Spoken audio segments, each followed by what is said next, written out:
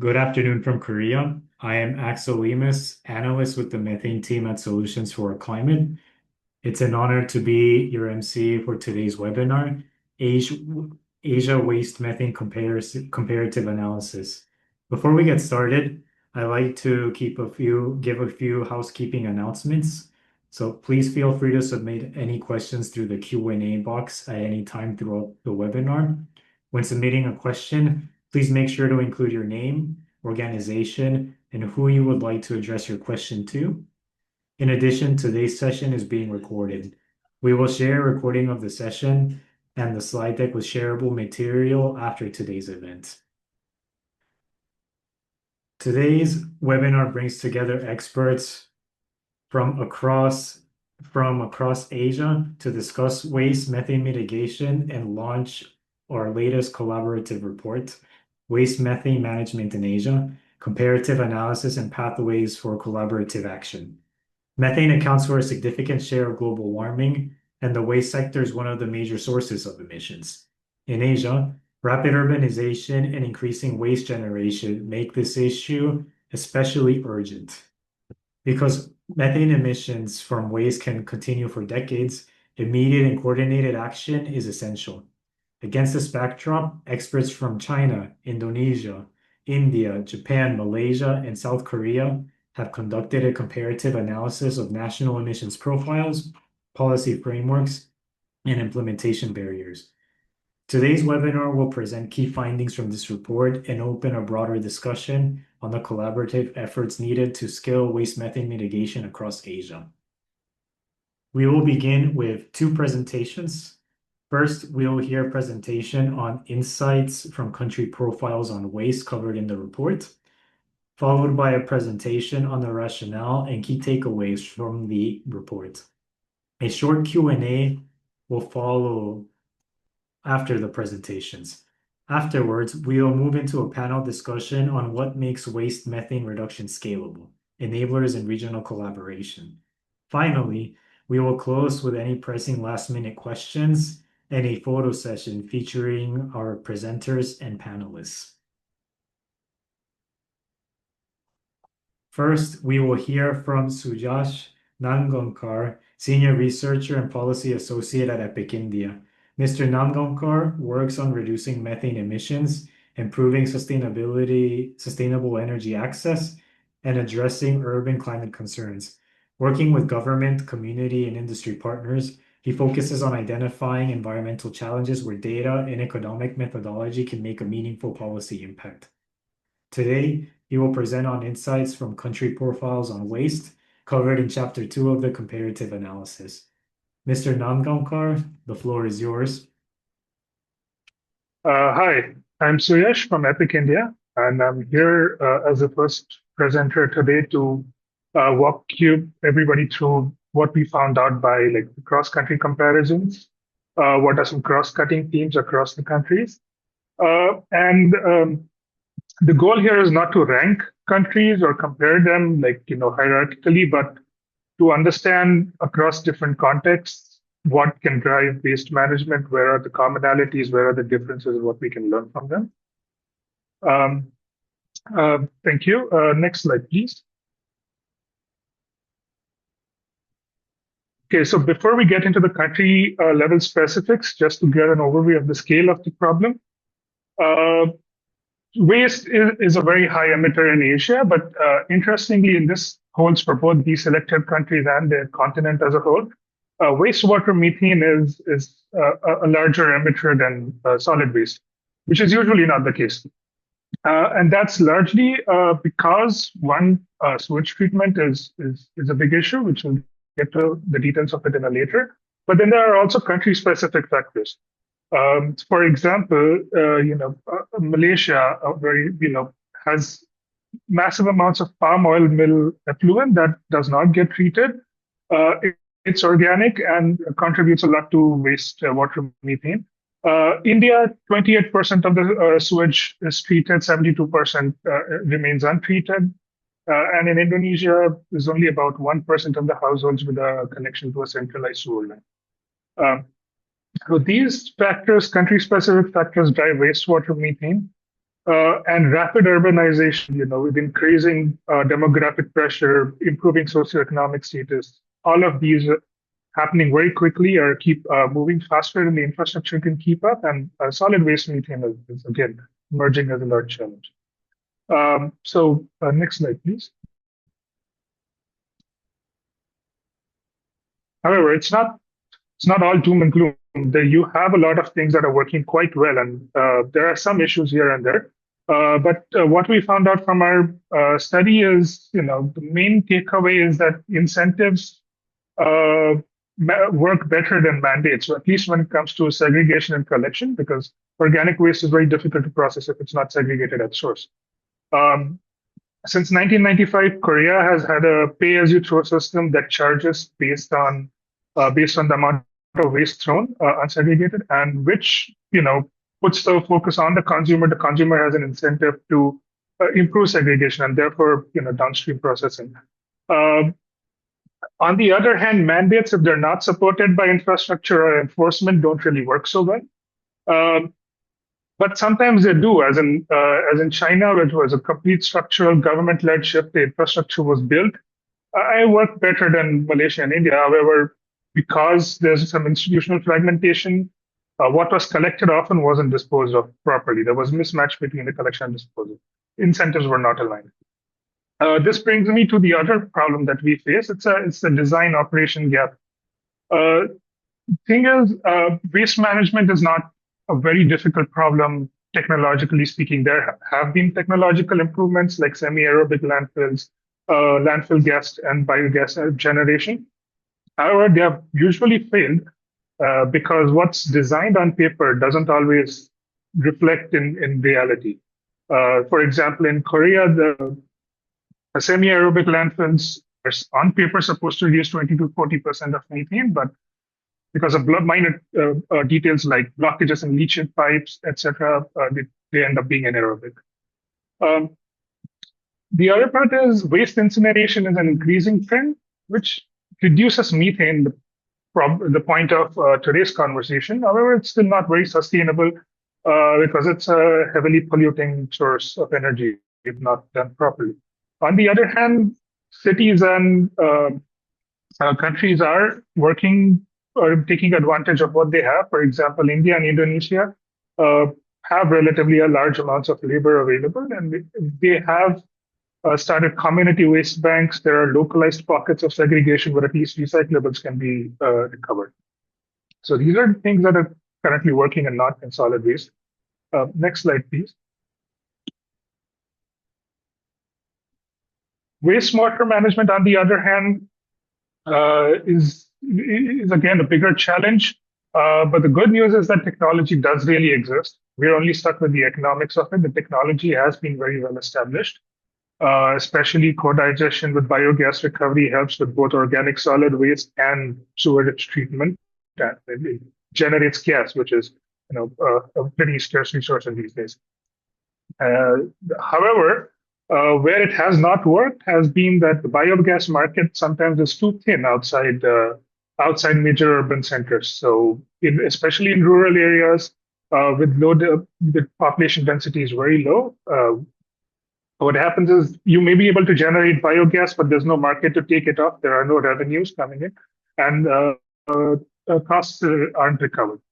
However, if you look at industrial scale, it does work very well because you already have a massive amount of stock coming in at a predictable pace, which can then be converted into gas. And it has worked across contexts in Malaysia, Indonesia, and Japan. However, the problem has been that sometimes tariffs don't really support this. All these countries are heavily reliant on fossil fuels. Um, and in many cases, fossil fuels are subsidized, especially gas, which means that biogas is not really competitive with other sources, and therefore you see limited uptake. So this is largely the concern. It's the economics of it. To expand the economics, first you have to expand the scale of collection, which means increasing sewage treatment, connecting households to sewers in the first place, and then focusing on where the gas can be taken up. Um, Sorry, am I audible? I just saw a chat that says there's been feedback issues. No. Next slide, please. And keep going. Okay. So these are, the technological economic issues that we see with solid waste and wastewater management. And to give a broader overview of what works and what not, it's also very important to focus on the governance and urbanization patterns of these countries. I mean, from what we see, there's broadly two groups. One is centralized targeting, China, Japan, and Korea, which have very well established, dense urban cores with the rural periphery, which means scaling up at the center is much easier and has been done very well, especially for waste collection and sewage collection. On the other hand, you have countries like Malaysia, India, and Indonesia, which are urbanizing very rapidly. New city centers are coming up. Especially this is the case with India. It comes up with a lot of informality, which does not map up to standard collection models. You can't really plan around informality, and collection often fails at the ground level. However, when things have been improving, especially with newer door-to-door push, but these are the challenges. On the other hand, in the centralized system, then you can also nationally set standards. There's a very clear line from policy making to municipal implementation with lots of enforcement and infrastructure buildup, and works in tandem across the cities in the country. However, in a more decentralized area, there's a high degree of regional autonomy, and this can be a very good thing. Because it has led to a lot of innovation happening based on region-specific characteristics. There are very well-performing cities in India, Indonesia, Malaysia, where they've started community waste banks for segregation. But what that means is, even when pockets of innovation exist, it's harder to replicate them because there's very little coordination horizontally across cities compared to vertically when it's more centralized.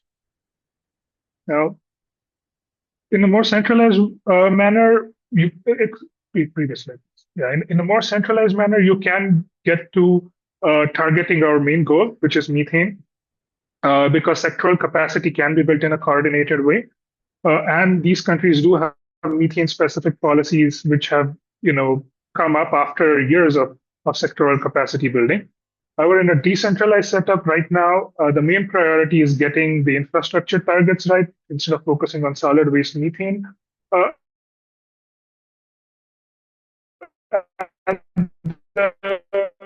at the end, the priority is on focusing on collection. Hopefully, progress is moving, and we'll be seeing methane policies coming up soon. There are challenges with administrative fragmentation, generally in both cases. However, I mean, as we saw in the case of China solid waste sector, there's a disposal and collection mismatch where when you have two very tightly coherent policies, but they don't speak to each other, they might diverge very quickly and cause more problems down the line. On the other hand, if you cannot coordinate policies horizontally between cities, between departments in a decentralized setup, then they may never converge, or they might converge accidentally, but replication is not guaranteed. Next slide, please. The main challenges that we have been seeing, the number one is MRV. Almost nobody has site-specific measurements. It's almost entirely an IPCC tier 1, which really limits the technological and financial potential. Technological potential because we don't know the scale of the problem, what's actually in there. So what technologies can be applicable, and finance because then it limits potential for blended finance. It does not bring in climate finance because there's no reporting and verification. Institutional fragmentation, as I mentioned earlier, is an administrative challenge. You can see examples of that, especially solid waste and wastewater are very difficult because wastewater usually ends up at the water ministries or the water department, solid ministry at urban departments, and they don't always talk to each other. So this limits potential for really innovative technologies like co-digestion, and all the gains that can be unlocked from it.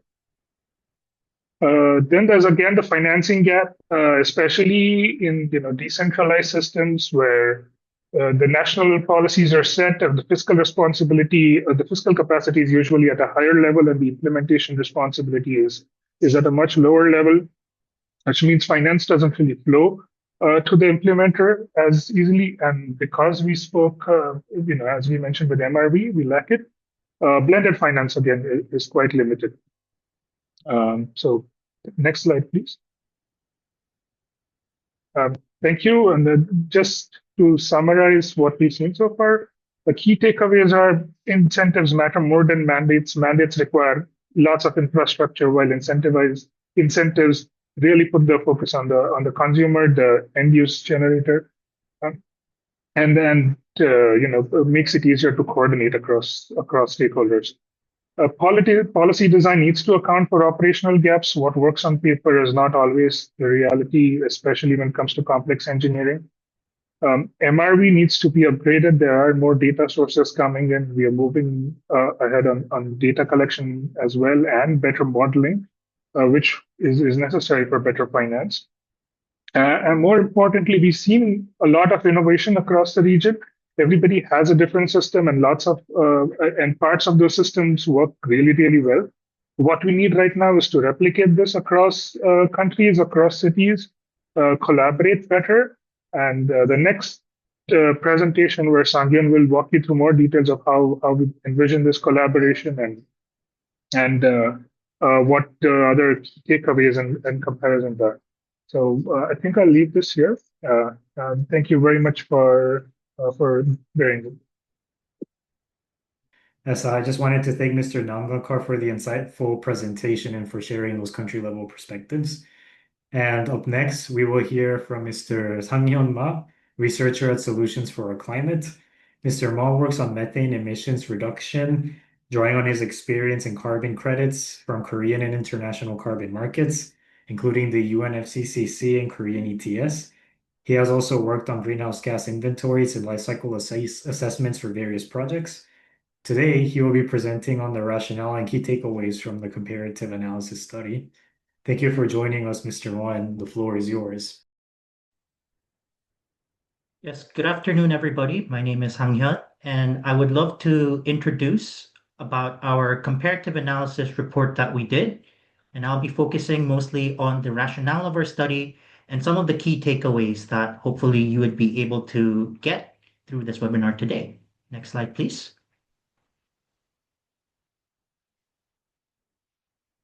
So I guess I would want to start with the background on how the Asia waste methane landscape has developed. Essentially, Asia is facing rapid urbanization. And what that means is that many Asian countries are now living based on a city life, and there is a huge urban density on major cities. This means that essentially waste generation is rising. And if waste is rising, definitely that means that the methane emissions that are associated are rising from municipal solid waste and wastewater. So in the earlier presentation by Suyash, we focused on municipal solid waste and wastewater. And that is mostly because those are the two biggest sources of methane emissions from the waste sector. As you could see here on the table from the UNSCAP report that was released last year, wastewater constituted the most amount of methane emissions, while solid waste was a close second. This is kind of opposite of like the global trends. Globally, we would see that solid waste from the municipal level would constitute the largest amount of methane, but in the case of Asia, it is wastewater. So essentially, why we did this research was that we wanted to see how there are differences in terms of finance, governance, and implementation capacity across different Asian contexts in terms of addressing waste methane emissions. Next slide, please. So essentially, that is what birthed our report that was released earlier today. Essentially, we conducted a comparative study on 6 countries. So that was what our earlier presentation was about. Essentially, we highlighted these 6 countries and how they are doing in terms of their waste methane management. So we wanted to understand the different contexts, as I said earlier, and understand how different policies are being shaped, how different governments are having different capacities, and understand the different underlying conditions to ensure our understanding of how waste is being managed. Of course, the caveat is that we could not represent all of the complexities and challenges on waste methane across Asia because we know there are many Asian countries that were not represented on the report. Nevertheless, we thought that this 6 country analysis is a good outline to start a preliminary framework for regional collaboration. Next slide, please. So what we wanted to capture first was to understand how different countries are doing.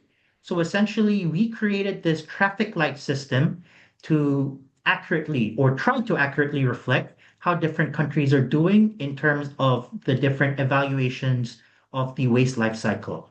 Essentially, we got each co-author from each country to try to accurately and honestly reflect how their countries are doing in terms of waste segregation collection, landfill management, waste processing recovery, and wastewater. So essentially, the traffic lights were given green if there is a good practice in terms of the waste methane mitigation in the different aspects. So strong policy, good frameworks, best practice. The orange lights were given if they are on the initial stages of implementation, or if there is like not consistent but existing policies or frameworks to address waste methane mitigation. Of course, there would be challenges that are associated with it, but at least there's something going on. Red shows that the practice is largely absent, it's largely ineffective, there's missing regulation, there's no infrastructure. So essentially, if there is nothing that we could build upon, we have given the red lights. Next slide, please. So essentially, I just want to quickly go over the evaluations because I believe that the report will more accurately and more in depth provide the context for each of the traffic light evaluations. But like, since what I wanted to emphasize was the first category was the waste segregation and collection part. And we did this because we believe that waste segregation and collection is the paramount way to reduce waste methane. And what I mean by this is that in order to reduce waste methane, we need to ensure that waste is properly segregated and collected from the upstream. Essentially, waste prevention is the best way to reduce waste methane emission. If we reduce waste from the source, and if we properly segregate it and collect it for recycling, then that would ensure that the waste methane would be properly addressed. So for like the detailed analysis, I would recommend you to read the report. So next slide, please. So same for landfill management. So essentially, once we fail to properly segregate the trash, then we would see that essentially these waste would go to landfills, for example. But in some cases, landfills are well managed. But in terms of the orange and red, we see that landfills do not exist. They exist in like legacy dump sites or open burning, or they're in the beginning stages of trying to integrate a waste management system like that is linked with like sanitary landfill management. Next slide, please.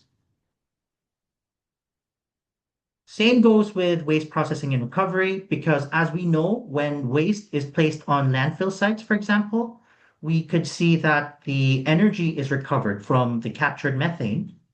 And in the case of recycling and composting, these constitute the upstream and midstream part of the waste system. Essentially, what I'm trying to say is that it goes back to my earlier premise that if we could prevent waste going into these landfills, then essentially recycling and composting, if they have good practices there, we could rely less on incineration and landfilling. So these were some of the categories that we considered.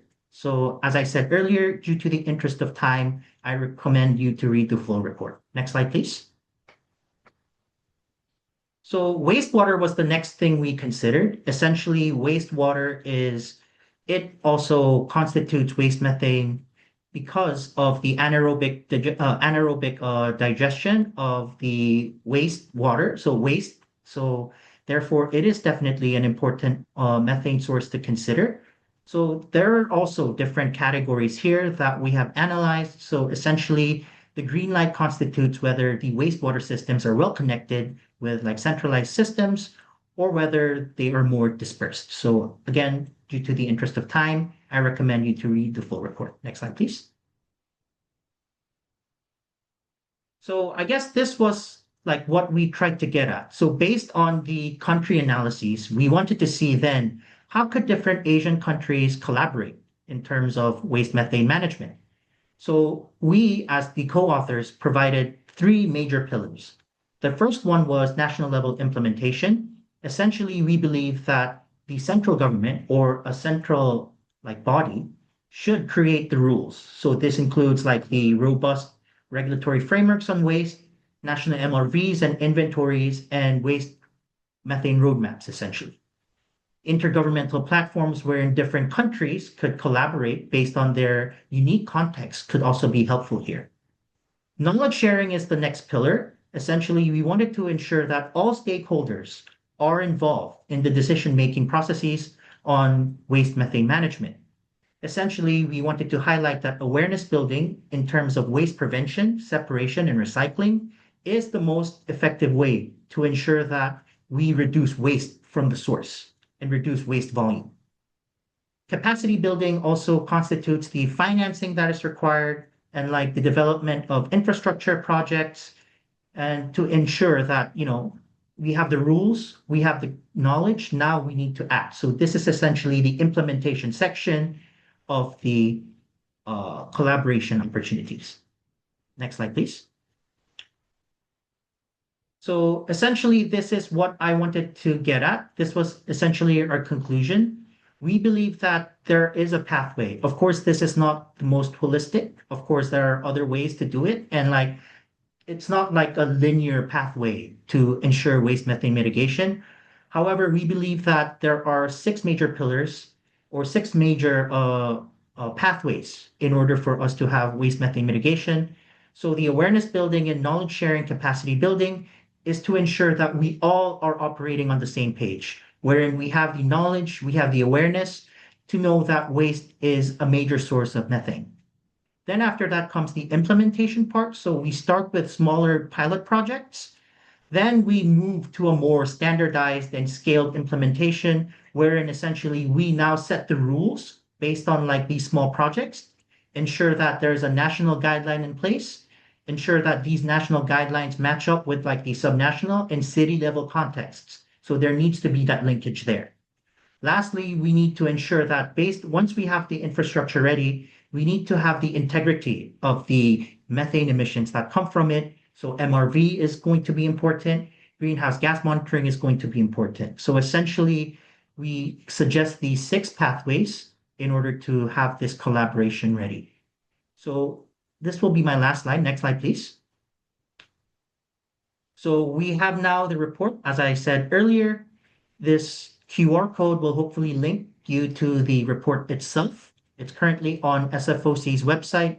The same report will also be available on our co-organization's website. So hopefully this will be helpful going forward. We will share the slides also. So if you need to look at it at your own time, you could access the QR code. Thank you very much.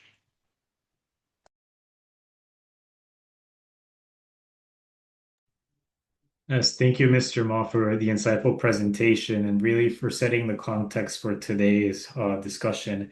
As we have seen, waste methane reduction is not only paramount, and you've also highlighted good opportunities, but also actual pathways to do effective collaboration.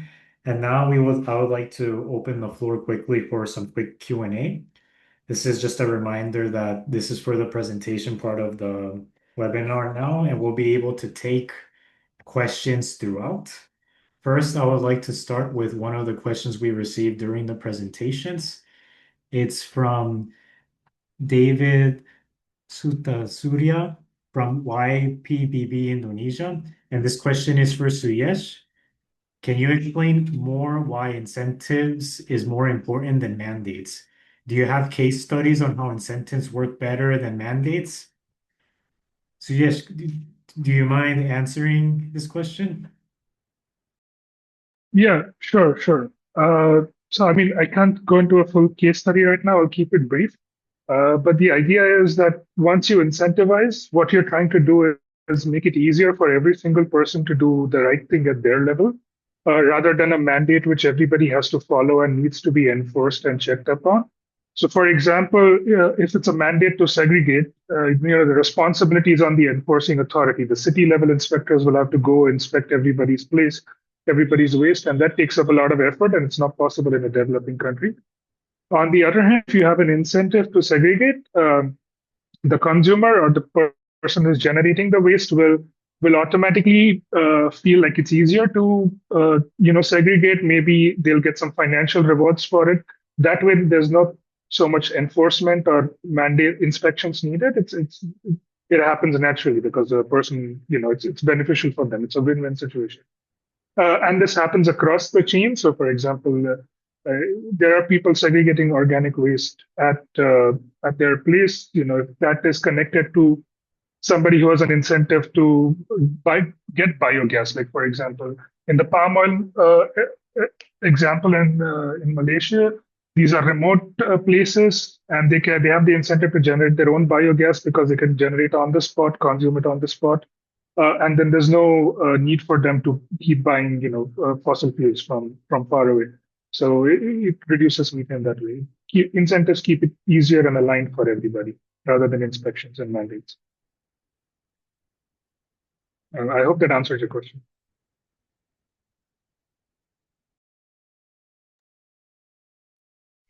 Great. Yes, thank you very much for providing some feedback to that question. I would like to move to another one that we received. This one is for Sanghyun. I see David again is asking a question about how rapid do you think the pathway you presented could be, especially regarding the 30% methane reduction in 2030?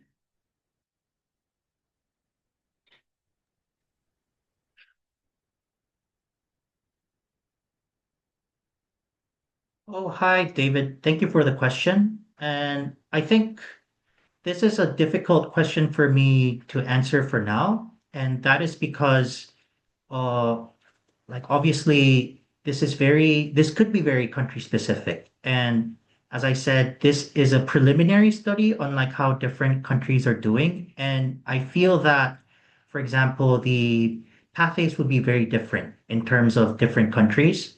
And this would depend on how the waste methane profile is for the different countries, for example. So in the case of Korea, I know we're talking about waste here, but for example, agriculture constitutes a bigger portion, but it's more difficult to mitigate, for example, despite having a higher share of its waste methane emissions. That's why I believe that the pathway that I presented earlier, it needs to quicken for sure. And we need to understand how the country contexts are well defined. That's why the knowledge sharing and the awareness, it has to go quickly, definitely. And like the collaboration also must also happen in tandem with that. So as I said earlier, it's not a linear process. I think like it all goes together, and definitely understanding is important to ensure that we have a full picture of how countries would best fit their needs for this mitigation to occur.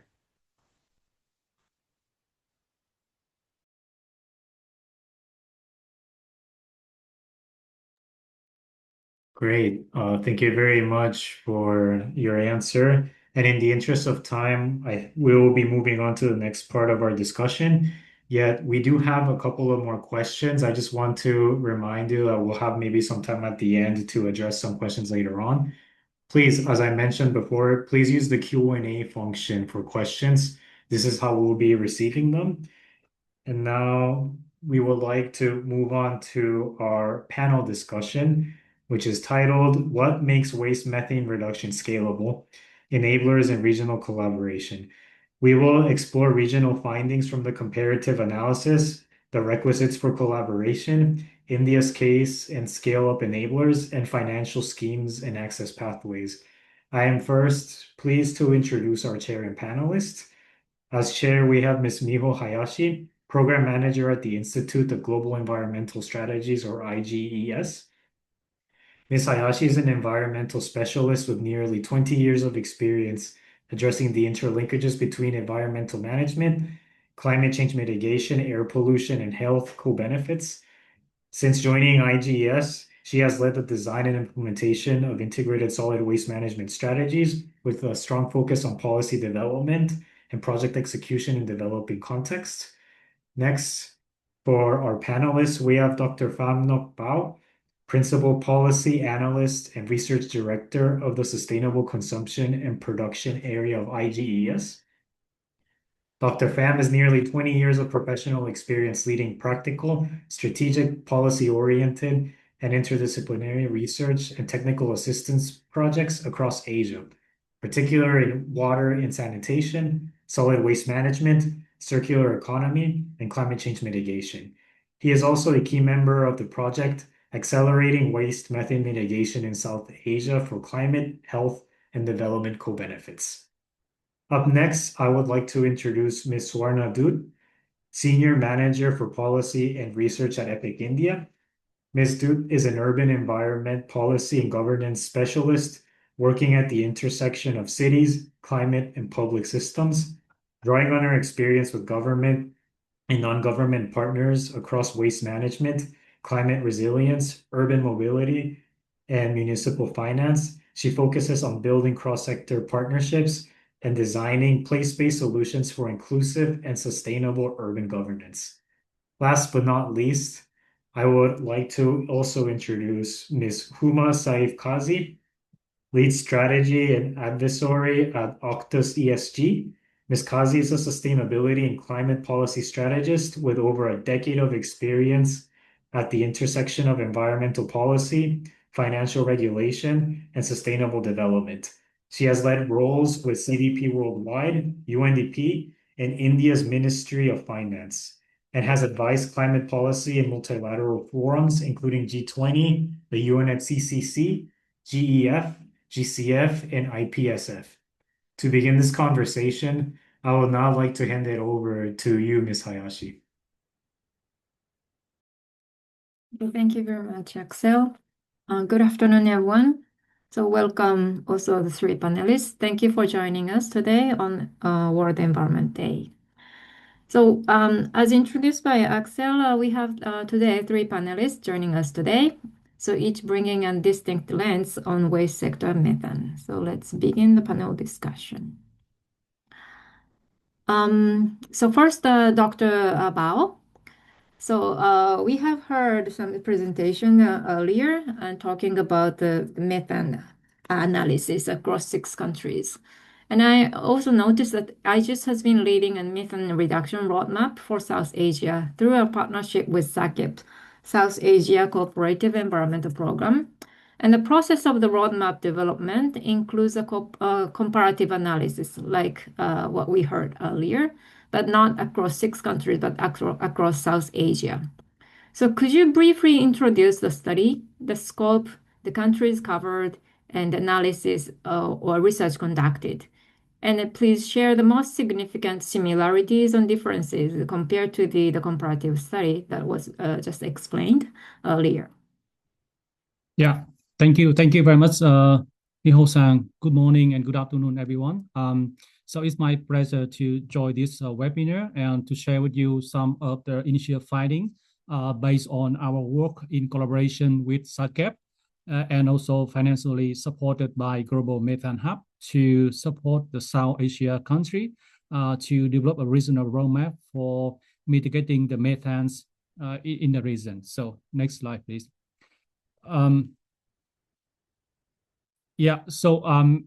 As you know that, as Miho-san kindly briefly explained, this is one of the initial findings. It's still ongoing work to support the development of the regional roadmap for South Asia country, particularly from the waste sector. Waste sector methane production. Of course, it's including the waste and wastewater. And so our first, we conduct a regional stock take, to understand the overall current status of the waste sector methane emissions, including infrastructure's gap and policy readiness and so on. And then beyond that, we work closely with the country to propose the phase regional roadmap to accelerate the methane mitigations, but of course, supporting a broader circular economy and sustainable objective. So today's my talk today, just explain some initial finding from this regional stock take. Yeah, next. So as you can see here that the South Asia country is the home of more than 2 billion people, which is almost 1/4 of the global population. But however, with the rapid urbanization, economic growth, and especially due to the changing consumption patterns, such as like takeaway culture and so on, it's already lead to the increasing dramatically the amount of municipal solid waste across the region. And however, the waste management system have not expanded at the same pace. So similarly, in many big cities in the region, the waste collection coverage also incomplete, and at the same time, open dumping and uncontrolled disposal is still continuing. Organic waste is continued to be a very large portion, and you can see that, and it is ideal condition for the methane generation. And if this crisis are not properly addressed, it not only create a problem for environment, but also problem related to the climate, related to the public health and the development challenge as well. Next slide, please. So our country cover 8 countries in South Asia, as you can see here, that including the India, Pakistan, Sri Lanka, Bangladesh, Bhutan, Nepal, Afghanistan, and Maldives.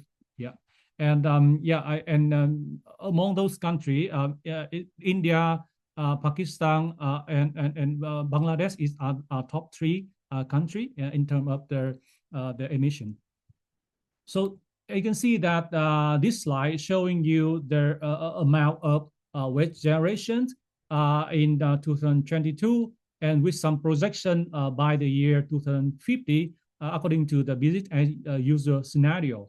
So as you can see this figure, the projection already indicate that a dramatically increase in the waste volume across the country, and also the region due to the urbanization, urban growth, population growth, and also rising income, rising the consumption of material, and so on. And if the waste system is continued to be rely on heavily like open dumping and poorly managed disposal, then methane emission will definitely increase significantly along with the waste generation. So it means that the region will have to face a double challenge. One is to managing the growing amount of waste. On the other hand, we have to prevent the increasing of the methane emission. So our finding they already demonstrate that the current waste management strategy is environmentally and climatically unsustainable. Next slide, please.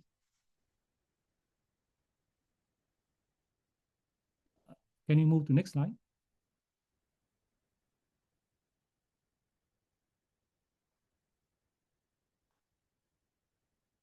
Yeah. So there's a number of challenges has been identified in terms of the waste management. Some of them is quite similar to the 6 country, as our previous speaker also mentioned. Some is a little bit unique. It's quite different. So one of the critical finding from our regional stock take is a severe infrastructure deficits across the region, and many municipalities in the region still lack a very basic waste management infrastructures, including the sanitary landfill or engineer composting system or material recovery facility, as well as the wastewater treatment facility and landfill gas capture system. At the same time, the open dumping still remaining very, very common in many countries, and so on. And at the same time, many municipalities also face a lot of challenge in terms of financial, institutional limitations, make it very difficult for them to invest in the modern waste treatment facility.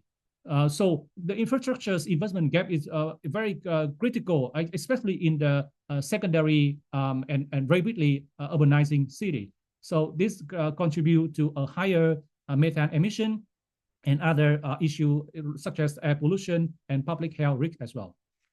So in terms of the wastewater, most of the country have very low ratio of wastewater treatment, as like you can see in Pakistan, only like less than 10% properly treated. Bangladesh 60%, Nepal around 10%, less than 10%.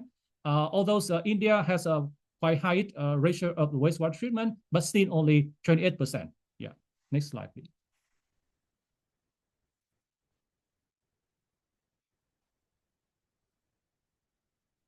Next slide, please. Yeah. So so it means that both the methanes both from wastewater and waste is a major source, and this slide show you that some kind of current policy landscape in terms of the methane emission across the region. And you can see here that there's some country like Bangladesh, Pakistan, Nepal, and Sri Lanka has already joined the global methane pledge and start to integrate the methane reduction into this national climate strategy or NDC and so on. But at the same time, other countries still have not yet joined, like India and so on. So that is also another challenge. And another issue we already identified during our initial finding is some challenge related to the technical, technical, financial, institutional barrier or challenge. For example, in terms of technical, I see that it's quite similar to other SIG country. Our speaker mentioned, most of the country currently apply the IPCC default approach rather than countries specific Type 2 or facility level Type 3 methods for the emission estimation. And also we have a lot of challenge in terms of the data quality, limited MRV capacity, and so on. And then in terms of the financial, there's a lot of limitations, access to climate finance, investment into the infrastructure like composting, biogas plant, or sanitary landfill, and so on.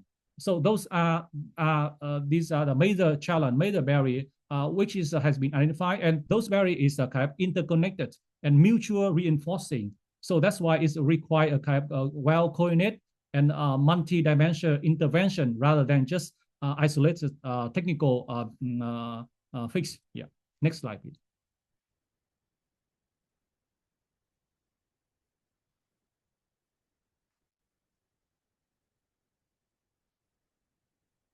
So this slide show you some kind of existing the current technology deployment in some of the selected South Asia country, and India seems to be the highest level of deployment, particularly related to the composting facility or source separation policy, anaerobics digestion expansion. At the same time, other countries still in the kind of pilot phase or planning phase or very early implementation state. This already demonstrate that some kind of technology gap across the region is still very significant. But at the same time, it also highlight that there's a significant opportunity for the technology transfer and regional knowledge sharing, and also the acceleration of deployment of the proven low-cost solution, which already been well adapted or successfully adapted in other countries. Yeah, next slide, please.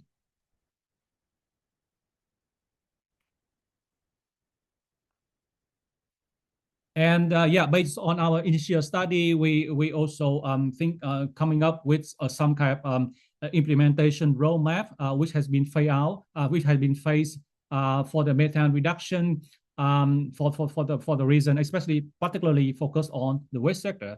So we divide into the immediate phase, medium phase, and long-term plan or long-term phase. In terms of the immediate phase, we believe that the country can or should prioritize integrate explicit waste sector methane reduction targets into the coming NDC 3 submission. At the same time, we also believe that kind of a regional platform or South Asia regional coordination platform should also be established, to facilitate technology cooperation and policy alignment. And then beside that, some kind of flagship demonstration project should be also considered, especially for high emitting landfill upgrade and also landfill gas capture. In terms of the medium term, we also should facilitate to achieve the 30-40% organic waste treatment capacity targets in major city through composting or biogas capture and so on, and also start to considering advancing the national GHG inventory from Taiwan to the country-specific method, which is Type 2. In terms of long term, I think we also important to initiate a more integrated waste and wastewater methane mitigation program, especially in major city, to facilitate the regional targets achievement in terms of the methane emission reduction by the year 2030 and to the year 2035. And also at the same time, we need to think how to move from only waste as problem to a waste as a resource by incorporating EPR, bioenergy markets, or slab to fuel pathway, or co-digestion infrastructure. Those are the long-term measures that we need to consider. But at the same time, one of the critical factors that lead to the success is the multi-stakeholder coordination, not only among the government, but also we need to work with closely with development partner, civil society, and particularly the private sector, while addressing the informal sector inclusion and align with the national development priority. So those are the kind of measure that we are thinking to continue to consider in the regional roadmap. Yeah. With that, I would like to conclude my speech here. Thank you very much for your listening. Thank you very much, Dr. Bao. So since in the previous session, Mr. Sang-Hyun was talking about the collaboration. So what do you see as the single most actionable next step when it comes to the regional collaboration? Yeah, thank you very much. I think it's our work also very much in line with our previous speaker in terms of the suggestion for regional cooperation. Definitely regional cooperation to share the common challenge is and then address this common challenge is important. And one of the important opportunity I see is how to harmonize the methane accounting methodologies. And you can see that now currently most of the country rely on the Taiwan estimation method. So it can be like a challenge for us to identify the real solution to address the problem. But at the same time, I believe that establish a kind of South Asia regional platform to promote the technical cooperations will be also a kind of important measure that we should consider. Okay, thank you very much, Dr. Bao. So let's move on to the second panelist, Ms. Swarna. So the question to you is the India case. So the India is one of the most instructive cases in this study, comparative study, given both the scale of the waste challenge and the pace at which the policy is evolving. So could you please share one of the or a couple of the concrete examples of how methane reduction measure in the solid waste or wastewater sector has been successfully scaled or is actively being scaled in India? Thank you, Mio. Thank you for the question, and thank you everyone for organizing this event. I'm Swarna Dutt from Energy Policy Institute at the University of Chicago, and today I'll be talking about India's experience in the waste methane, specifically, what has actually worked and why has it worked. Can we go to the next slide? Before we start with the presentation, just a brief background about what EPIC India is. EPIC India works at the intersection of research and policy closely with the government and industry stakeholders on broader environment and energy challenges. Our waste methane work sits at the intersection of a climate, health, and energy access pillar. Next slide, please. In this presentation, we are going to talk about four broader things. One is the overall methane profile for India. Then what is the regulatory and policy framework for methane mitigation? Just to answer, there's no direct policy or regulatory framework. We'll discuss how it is indirect. Third, we'll be talking about progress, what has been made around solid waste management and wastewater both. Then we'll be talking about what have been the enablers, like which has helped India move beyond the pilots and trying to scale it up. And lastly, what India's opportunity is in the waste methane, especially at a regional level. Next slide, please. So let me start with the scale. India generates roughly around 56 million tons of methane carbon dioxide equivalent from its waste sector annually, which are majorly from untreated sewage, landfills, open drains. And yet, methane does not appear explicitly in India's NDCs. There are no landfill emission measurement, though no mandate around it. The MRV runs on tier 1 defaults, IPCC tier 1 defaults. So basically what we have is something large and growing and largely invisible problem. Next slide, please. Yes. But it's not that bad. There is, the policy architecture does exist. There are solid waste management rules, the old and the new one, 2016 and 2026. We have Amrut, we have Swachh Bharat Mission, like Clean India Mission Urban. We have the Sustainable Alternative Towards Affordable Transportation, SATAT scheme. We have Water is Nectar. We have waste management rules. So we have all these things. These are the real levers right now for India.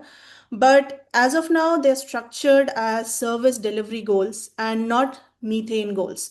So that distinction is very important and enormous and which matters a lot. Next slide, please.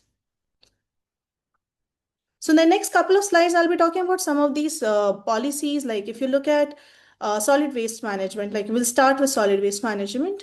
At a national level, there's been a lot of progress. Door-to-door collection has almost reached 100%. It's 97 right now.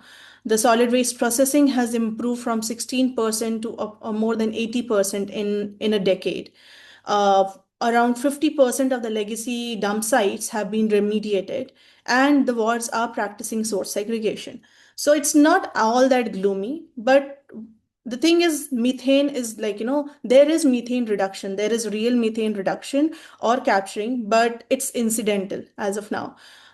Just imagine, processing 80% of municipal solid waste from 16% has helped us avoid significant amount of landfill methane generation or capturing, even though that was never stated as an objective of the Swachh Bharat Mission Urban. So a lot of these things are incidental. Which brings me to one concrete example. I think when we talk about India and waste, solid waste, Indore comes as a big example. But let me dissect it more from the methane lens. Indore has topped India's cleanliness rankings for 7 consecutive years.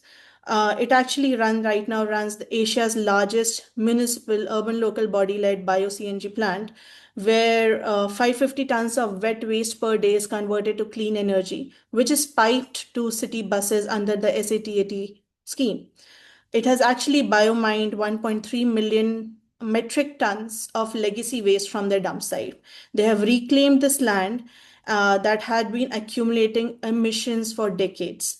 Again, the methane capture is quite real here, or avoidance is quite real here. But here's the critical point. Indore never set out to reduce methane or capture methane. The motivation was energy revenue, clean city rankings, and land reclamation. What became like methane reduction became the core benefit in this entire story. And this kind of model is actually being replicated in several other cities, even in cities which are as small as 100,000 population, which is very, very small for Indian context. Next slide, please. On the left, you can see the Indore landfill. So 2017, how the landfill was, what is happening, emissions, fire, everything. 2018, somewhere around mid of 2018, they started the biomining activity. And by end of 2018, the biomining was complete, the land was reclaimed. By 2022, you can see the entire, the way it appears and the way it is has changed completely. So that's what has happened with Indore's landfill. On the right side, you can see the bio-CNG plant, the largest one in Asia. I mean, the entire setup is quite enormous. Next slide, please. Now, similarly, if we want to talk about wastewater, just want to say that the real methane reduction that is happening, it's a consequence of urban infrastructure investment. And I think we have tried to make that point in the solid waste, and it's a similar scenario in wastewater. So under these numbers, we are going to talk about the different schemes and policies only. We're not talking about the overall numbers. So under the national progress, close to 11,000 MLD of capacity, STP capacity has been created under the Amrut mission. The sewerage network has increased tremendously. In fact, the capacity that is earmarked for recycling and reuse of wastewater is also close to 3,500 MLD.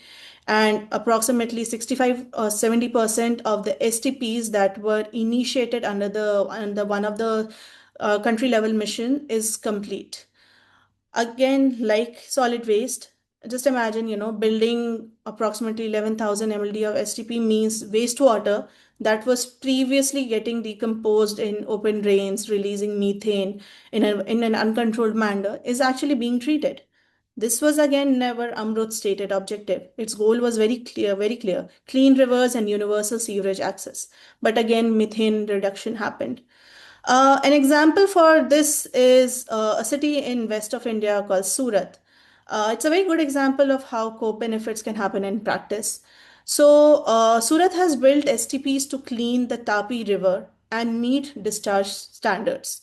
The anaerobic digesters recover biogas, which now generates electricity on site, cutting the STP's own energy bill to start with. Methane that would have otherwise been emitted or vented to the atmosphere is now getting captured. Again, methane reduction is real and incidental to what was the stated objective. Next slide, please. This is the Surat STP that we are talking about. Big, large, not very far from the human population. It's taken care of very properly. Next slide, please. This is just an additional screenshot of something that the Indian government is doing. So there are multiple dashboards, but this one particular dashboard is like a one-stop point to access a lot of data at national, state, and city level. Related to what is happening with legacy waste in the country, what is happening with solid waste, then different plants related to solid waste management or liquid waste treatment. All those bits are there detailed out. You can just click on the respective sites, get those numbers. So it's almost real time in nature and very easy access to data on fingertips. Next slide, please. So basically, what allowed India to, yes, India is emitting humongous amount of methane, but then there's something working also, not directly under methane mandate. And all these activities, like what has allowed India to move beyond pilots? In my understanding, I could kind of, think of 6 concrete mechanisms. First is a centrally funded mission mode that, India follows. So the Swachh Bharat mission and the Amrut, the two, and a couple of more, provided the large scale, time bound actually capital grants with clear output targets. ULBs, urban local governments that could never think of, that could never have financed processing infrastructure on their own, were able to build at scale because the center carried the capital risk. So that was there. The second is the funding was tied to the performance. This is what made the money move.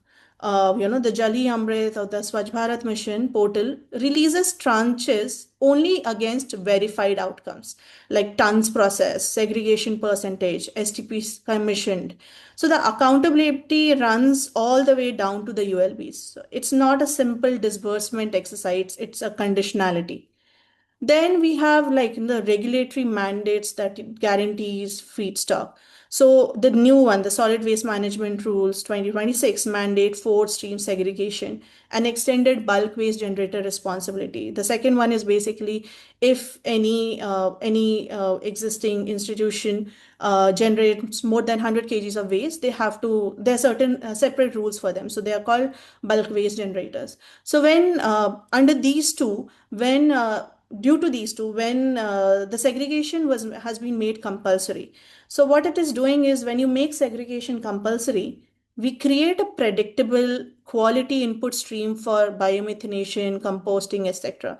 So basically the business case for biogas plant becomes far more defensible at the ULB level also. Then, like the previous slide, there's dedicated monitoring infrastructure. The Swachhta portal gives real-time data on everything. Then additional couple of things like the co-digestion policy, which helps work across sectors. Bring in municipal solid waste and sludge co-digestion. There are certain mandates around it, so that helps. Then there are reuse targets that has been set, so that is creating a demand side pull. So these six have been like the patterns across all six have been, again, none of them said reduce methane, but all of them are doing it. Next slide, please. So the low-hanging fruits for India. I mean, India has scaled. I mean, an example that India has scaled waste processing from 16 to over 81% in a decade. So that shows that the institutional muscle is somewhere there. What is still missing is, some of those explicit methane lens, targets in the NDCs, direct measurement at facility level, the operation and maintenance cost recovery. I mean, right now, because it's just 20 to 30% for the STPs, and the MRV quality, which should be sufficient enough for carbon financing. I mean, the infrastructure exists. The opportunity is to name what it's actually already achieving and then go further deliberately. The lowest hanging fruit as of now for India is like, if we can pilot tier 2 measurement, the IPCC tier 2 measurement in a few urban waste facilities and see if we can integrate it with the Central Pollution Control Board mandate. If we can include the waste methane targets in the state climate action plans, because that's something that's happening across the states in India, it becomes a near term and a very good subnational entry point. Then formalization of the co-digestion and, like mentioned, NDC. I mean, next time when we are submitting the updates. I mean, why not kind of look at these numbers and state it, not put methane as a co-benefit, but something that it can be a target. Next slide, please. So lastly, India's opportunity in the waste methane. Waste methane is actually immediately actionable in India, unlike agriculture, because it aligns with our urban infrastructure goals that are actually already being funded. It's all about adding those additional layers to something that has been happening for the last several years. Swachh Bharat Mission, Amrut, these national missions have demonstrated that we can move to good implementation. We can do a lot, and implement like overall implementation level can get better.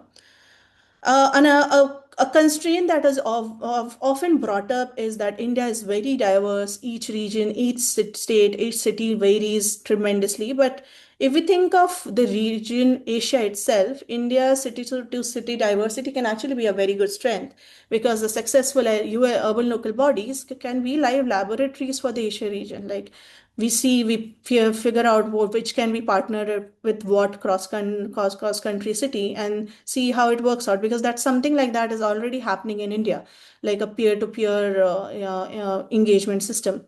And lastly, it's important that the infrastructure gains that we are getting through all these policies and reforms, have explicit methane targets, so that bankable financing like carbon financing and knowledge exchange at the regional level can happen.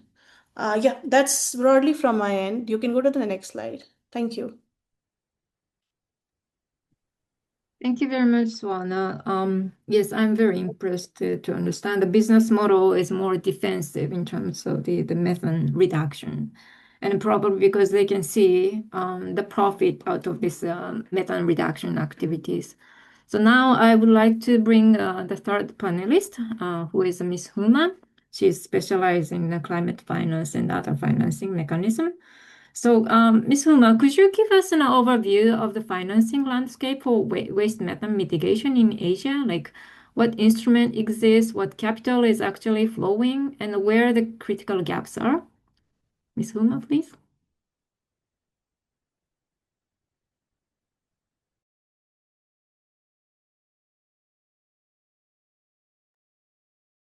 Hi, Ms. Huma. Sorry, but you're on mute right now. Thank you. Okay, thank you. Thank you so much. Thank you so much, Miho, for this question. And thank you for having me at this important discussion and setting the tone for it. So before I begin, just a brief introduction about the firm I work at. So Octa CSG is a global company. We provide strategic advisory and enablement on sustainable finance, climate transition, ESG, climate risk management, and transaction advisory. Let me begin. So I'll touch on something that rarely gets the attention that it duly deserves, which is how we actually pay for methane abatement in waste and wastewater, particularly across Asia. So as we all know, methane has a global warming potential of, 84 to 87 times more than that of carbon dioxide. And the waste sector, such as landfills, open dumps, wastewater facilities, they account for approximately 20% of all human-caused methane emissions. This is one of the fastest levers we have on near-term warming. And yet, the entire global landscape of climate finance, methane received just 1% of the tracked flows. So yes, finance is the bottleneck, and let me explain why and what is changing. Can we go to the next slide, please? Yeah, this one. So if you look at the data points from this slides, which are very interesting, so less than 1% of the global climate finance reaches the waste sector. So, but the deeper problem is where within this 1% the money goes. 94% of the finance that does reach waste goes to incineration, which is waste to energy, we all know. Just 6% reaches the landfill gas capture, anaerobic digestion, and composting. And these are the strategies with the greatest methane abatement impact. Yet it is they are garnering only 6% of the finance.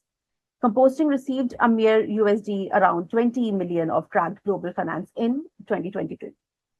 So why? The reason the incineration dominates is not that it is the most effective abatement strategy. We all have heard our fellow panelists before me. It is that the incineration generates electricity, which creates an offtake revenue stream for the financiers that they recognize and can also underwrite at the same time. So the financial profile of methane avoidance is more complex. Most lending institutions have not built the credit language for that profile yet, and this is the market design problem, not a project quality problem. Another gap, if I may talk about, is the gap between NDC ambition and the project level bankability.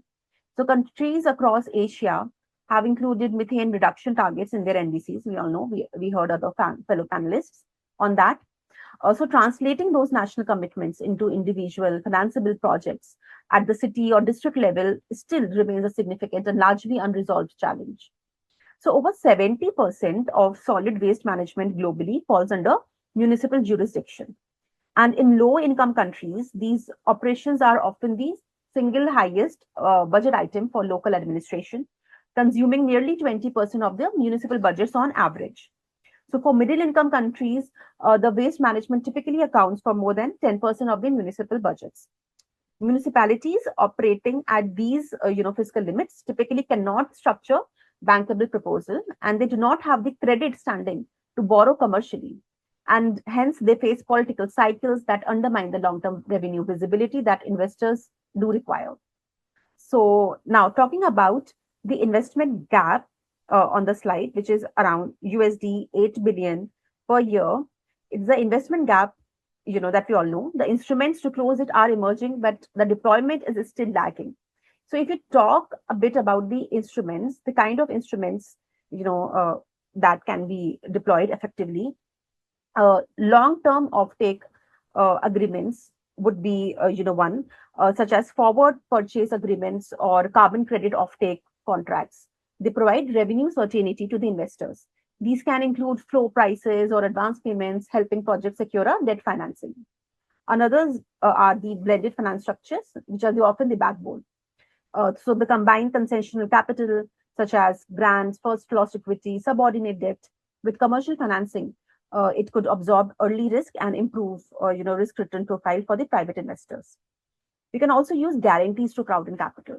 So credit guarantees, partial credit, partial risk guarantees from DFIs or multilaterals, they can reduce lender exposure to policy counterparty or performance risk, and they, in effect, they lower the cost of capital.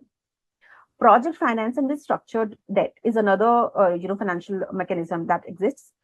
Another is the aggregation vehicles and platforms. So special purpose vehicles or SPVs, or funds that bundle multiple waste methane projects into a portfolio.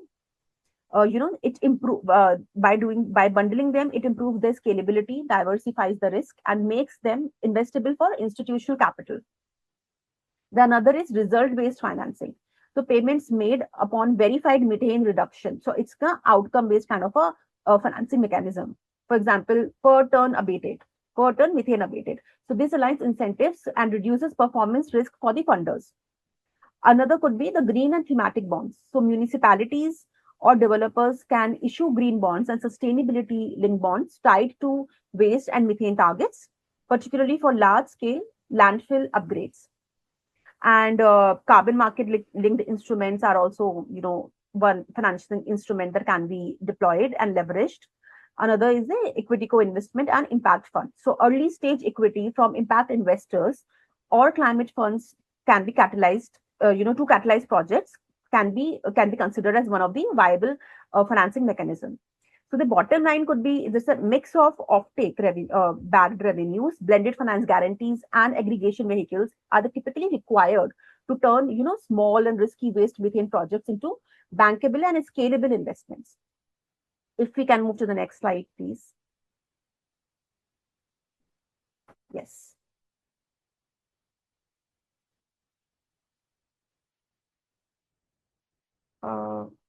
Okay.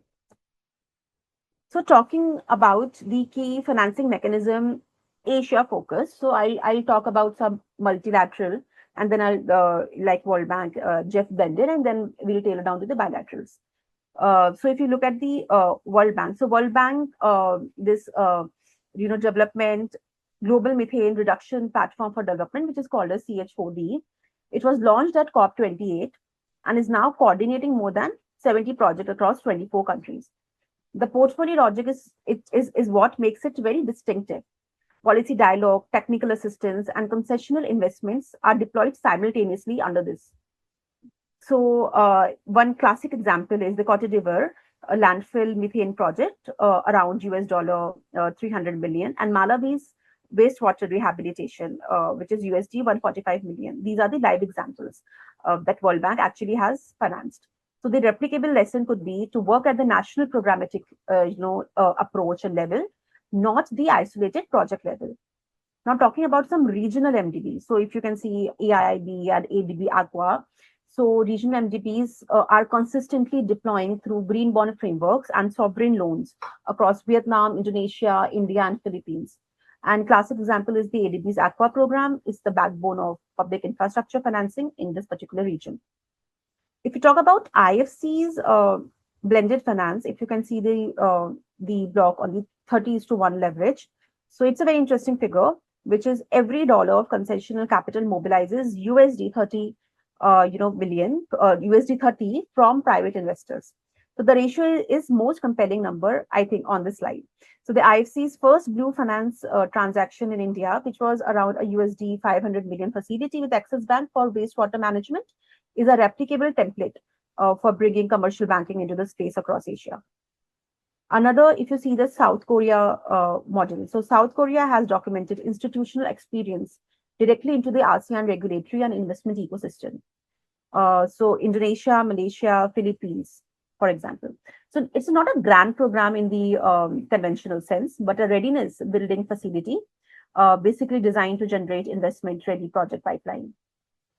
The last one would be Japan. So Japan has focused on technology transfer alongside finance.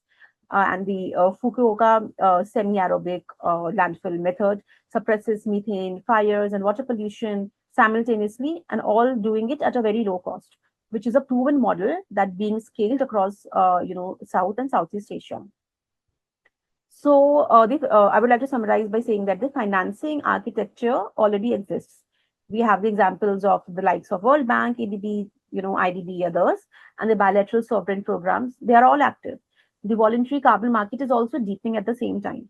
So global methane pledge has, now signed over by 150 countries, has mobilized around USD 2 billion in grant commitments. What is missing is the connective tissue.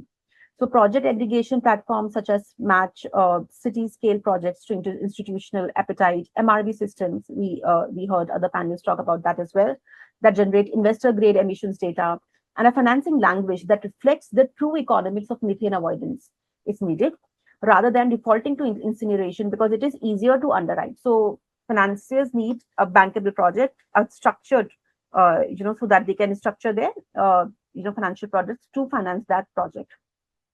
So for the project developers in this room, the most actionable near-term steps would be to engage with the finance sprint mechanism directly, ensure your MRV framework is investor grade, and explore whether your project can be bundled within a program level vehicle rather than presented as a standalone proposal.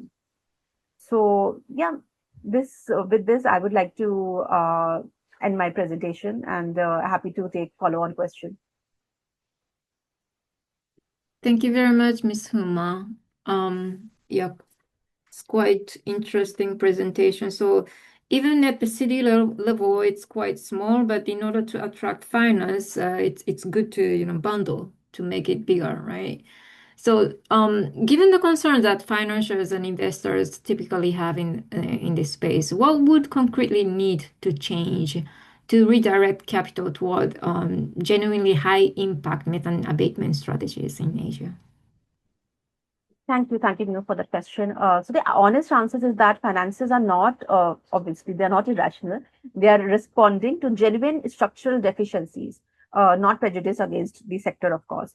The changes have to be structural, and I would like to group these into 2-3 buckets. So first could be the project design has to speak the language of credit, like I mentioned. So most waste methane projects in Asia arrive at a financing conversation with a single fragile revenue stream, typically a tipping fee or a carbon credit projection.